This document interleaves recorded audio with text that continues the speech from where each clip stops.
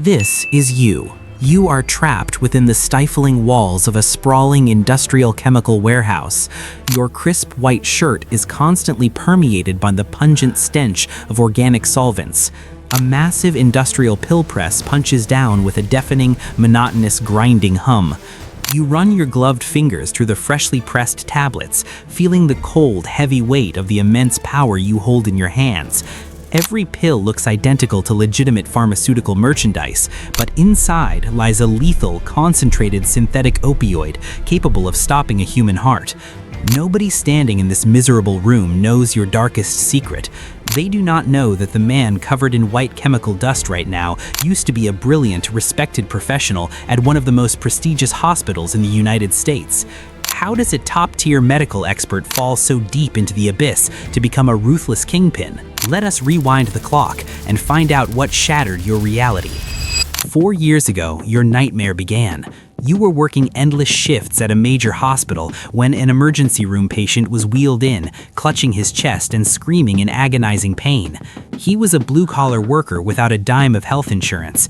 You barked orders to prep the room for emergent treatment, but there was a fatal catch. The hospital administration, driven by corporate greed, coldly delayed his treatment, leaving him writhing on a gurney and citing the strict need for financial clearance. Disgusted by a broken system that put a price tag on human life, you refused to stand down. You made a reckless, desperate decision, bypassing the internal pharmacy locks to smuggle restricted painkillers out to treat uninsured patients. But the board of directors engineered a forged file. They twisted your desperate attempt to save a life into a calculated violation of safety protocols. They painted a portrait of a doctor with a god complex, claiming you operated in a state of unchecked arrogance. Your medical license was revoked, and they didn't stop at ruining your career. They wanted to erase your existence. The hospital leaked the fabricated story to the mainstream media. Overnight, news anchors branded you a reckless maniac who treated human lives like disposable trash. You were placed on a nationwide blacklist, becoming a radioactive ghost. The colleagues who once stood shoulder to shoulder with you turned their backs, terrified that even making eye contact would destroy their own lucrative careers. They cornered you into taking the fall, masking the hospital's own lethal negligence. Every bank account was frozen, your assets were seized, casting you out onto the unforgiving streets as a vagrant. Your faith in justice shattered. The man who was once the shining pride of the American medical community was now known across the nation as nothing more than a deranged butcher. Stripped of everything, you were forced to move your chronically ill wife into a rotting apartment in a cheap, dangerous slum. Her condition required incredibly expensive daily prescriptions you could no longer afford. She worked 3 grueling jobs at once, scrubbing hospital floors by day and sweating as a prep cook by night. During the rare hours of dusk, the two of you wandered the dirty streets, scavenging for discarded aluminum cans and plastic bottles. It brought in mere pennies, but it was your only lifeline when the money ran out. You and your wife crammed into a suffocating tiny apartment to survive, and watching her break her back every single day, a fierce determination burned inside you. You swore you would make a massive fortune to drag her out of this rotting slum, even if it meant stepping completely into the dark. Pushed to the brink, you used your chemical expertise to forge flawless, undetectable counterfeit medications. You started in a cramped underground basement, surrounded by the hum of machinery and a chemical ink smell so pungent it makes your eyes sting. Night after night, you lay on an old bed, staring wide-eyed into the darkness, not knowing how you would pay the hospital bills. You spent the entire night in the shop, doors bolted, curtains drawn tight, eyes glued to a magnifying glass, adjusting the chemical mixtures until your back grew stiff from sitting too long.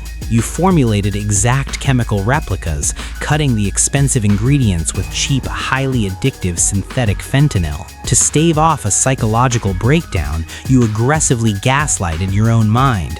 You convinced yourself you were doing a righteous deed, transferring affordable medication into the bodies of uninsured people who desperately needed them. But soon, your flawless counterfeits caught the terrifying attention of an international drug cartel. They dropped a thick leather briefcase packed with hundreds of thousands of dollars onto your desk, promising unlimited capital if you became their exclusive manufacturer. You swallowed your fear, accepted the bloody job, and officially sold your soul to the devil. Your rundown garage was instantly transformed into a high-tech underground forge. You started investing in specialized equipment, ultra-high-resolution laser printers, industrial heat presses, and the most advanced version of graphic design software. You rented a secret basement under an old building, turning it into a production workshop with its own ventilation system to avoid chemical smells being detected. You installed 3 layers of door locks and a surveillance system that automatically wiped data every 24 hours. You studied the chemical composition of restricted painkillers, learning to distinguish active ingredients, synthetic threads, and durability additives. You even created a secret database containing thousands of samples of authentic pharmaceutical seals, signatures, and barcodes from government agencies worldwide. Every product leaving your workshop was a work of art, so perfect that even forensic experts would shake their heads in frustration. You provided a premium expert service package, deploying highly skilled ghost chemists directly to the cartel's most remote bases. You mastered the dark logistics, using encrypted networks to orchestrate multi-million-dollar shipments right under the noses of the feds. To transport this mountain of contraband across the globe, you employed a masterstroke of maritime deception. The chemicals were skillfully disguised as heavy-duty tractor parts and hidden in compartments welded deep within the hulls of gargantuan cargo ships. These shadow freights glided through the world's most strategic free trade zones, where the sheer volume of trade made it impossible for any authority to trace your footprints. In a single move, you had stripped your competitors of everything: their product, their protection, and their entire fortune. You turned the city's most feared gangs into a pack of bankrupt ghosts, hunted by both the underworld and the law. You built a fortress of absolute digital silence, your empire built on a foundation of cold wallets and end-to-end encryption. You moved your wife into an opulent luxury penthouse. Gradually, you stopped seeing the victims as human beings.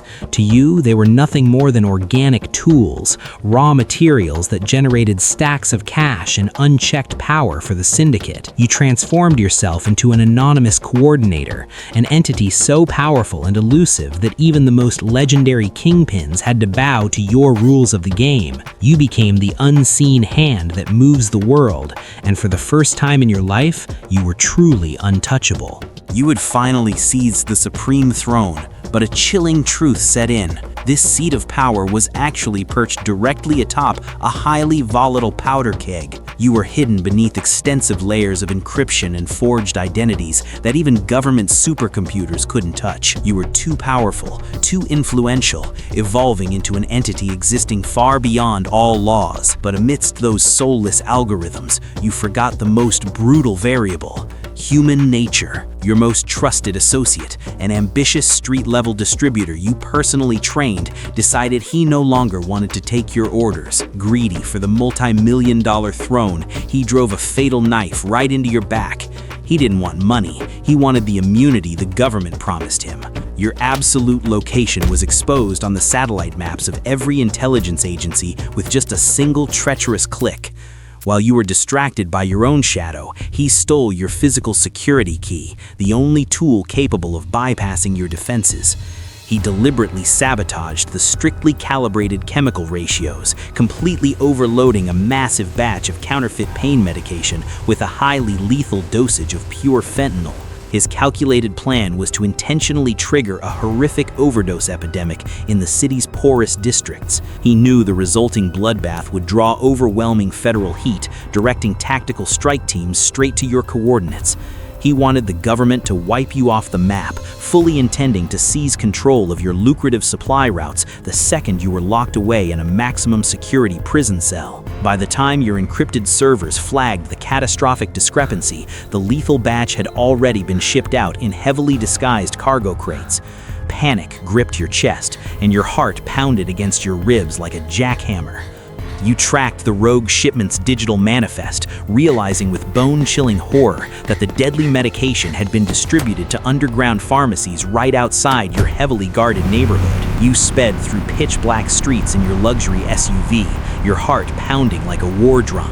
You kicked open the heavy doors of the run-down corner pharmacy, grabbing the terrified dealer by the collar, demanding to know who purchased the lethal batch. The dealer trembled, pointing to his transaction ledger. The name written on the filthy paper made your blood run completely cold. You sped back to your ultra-luxury penthouse, frantically punching in the biometric door codes. You burst into the grand living room, screaming your wife's name, but the suffocating dead silence of the massive estate was the only answer. You found her lying perfectly still on the expensive velvet carpet. Clutched tightly in her pale, lifeless fingers was a pristine, flawlessly sealed bottle of painkillers bearing your exact counterfeit manufacturer stamp. The poisoned medication she bought on the street to manage her chronic nerve pain was manufactured by your own cold, calculating machines. You collapsed onto the freezing floor, your throat letting out pathetic, muffled groans as the agonizing reality crushed your soul. You realized that you hadn't just sold your soul, you had placed your family into checkmate. You sacrificed your humanity and built an empire of blood just to save your family, only to become the exact monster that destroyed them. You realized in your final agonizing breath that your entire grueling journey, the innocent blood on your hands, and the complete destruction of your own soul were all absolutely meaningless. Life is truly ironic, so tell me, is fighting the devil really worth it if it only turns you into the exact bloody sacrifice he needed to secure his throne?